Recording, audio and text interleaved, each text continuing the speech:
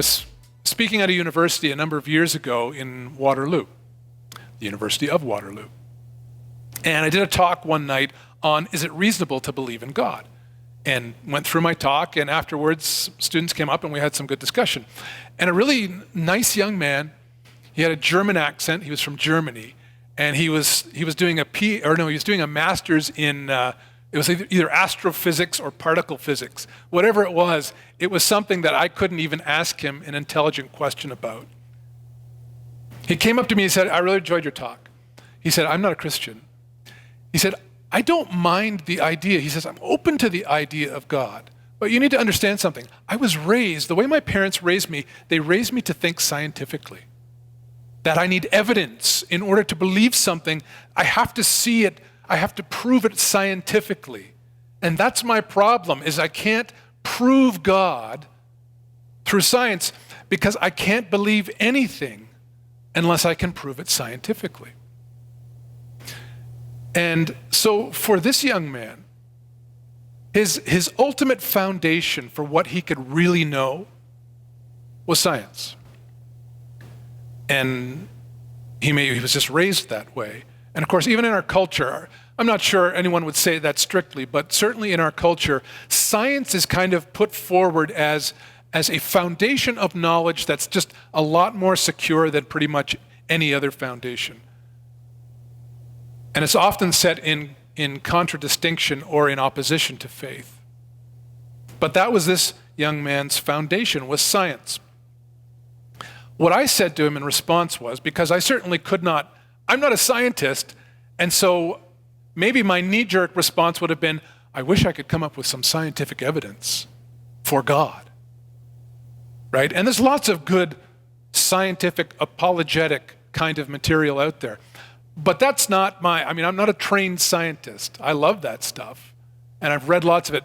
But this guy was in a master's in particle physics or some kind of physics, so I wasn't going to go there with him. But what I did find interesting is I wanted to challenge the statement he made about how it is he thinks he knows what's true. He said, I can't believe something unless I can prove it scientifically. And my response to him was, but you already do. He said, what do you mean? I said, well, the thing is, you believe your foundation for knowledge is science, but it's not. I said, the problem is that you need to understand methodological science, the kind of science that we do in our culture, that you're doing here in the university. That kind of science actually rests upon a number of assumptions that you can't prove scientifically. In fact, your science requires you to hold those assumptions in order to get off the ground. For instance, I said, you believe in the existence of a theory-independent external world, right? Something real that science can observe. He said, yes. I said, you believe in the laws of logic, that the laws of logic actually correspond to this theory-independent world. I said, you believe in the reliability of your cognitive senses and your sense faculties to actually observe accurately and gather data about the world. You believe in the uniformity of nature. You take for granted, you assume that the laws of physics will not change tomorrow, right, as you do your science, that they will remain constant. And you believe in the existence of a mathematical truth, and that this theory-independent world corresponds to non-physical mathematical quantities. And that's a reality. The reason why we can discover so much about our world, even things we can't see, is because the world corresponds to mathematics. There are actually a host of assumptions, there are about 20 in total, that undergird modern methodological science. I said, now, you believe all these things are true, right? He said, yeah. I said, now, but your science doesn't prove them. I said, rather, you require to believe them in order for your science to work. He said, yeah, I guess I do. My question to him was, well, then why do you believe in them? I said, I believe in them too. I believe those things are true also. But the reason I believe that they're true, the reason I believe that there's an ordered, mathematically, congruent, logical, rational universe that we can actually observe and know real facts about, the reason I believe that is because I believe that the earth, the universe was created by a rational creator. That's why those things make sense to me. My question to him was, why do you believe they're true? So what this just illustrates is that we need to understand whoever we're talking to or whoever we are. Anything that we would claim to know and that we can know with confidence ultimately rests upon our worldview. And I liken it to a house.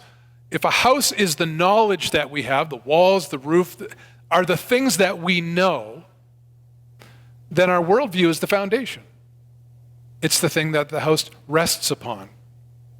And so in helping people think about, even work through the kinds of doubts they may have, we want to help them, or even ourselves, think about our ultimate set of assumptions, our worldview, what our knowledge is built upon. Now, it's interesting that Solomon actually says it really plainly in Proverbs chapter 1, verse 7. For us, what is the ultimate foundation for knowledge, for that which we can know to be true? He says the fear of the Lord. That's the beginning of knowledge. That's our foundation.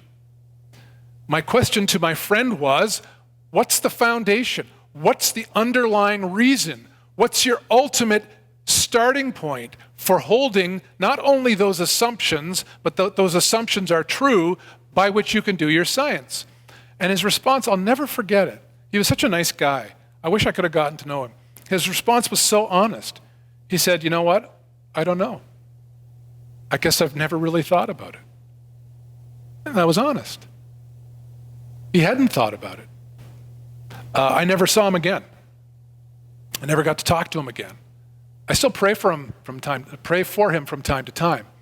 But praying that God would have taken that conversation along with any others, believers he could have put into that young man's path over time, and caused him to start asking questions. We'll talk about that a little bit later in the second session, but we need to understand that an important part of our witness and in growing our own confidence of faith is to identify and put to test the strength of our worldview beliefs, the strength of what holds up everything we would claim to know, and in other words, proving the integrity of our worldview.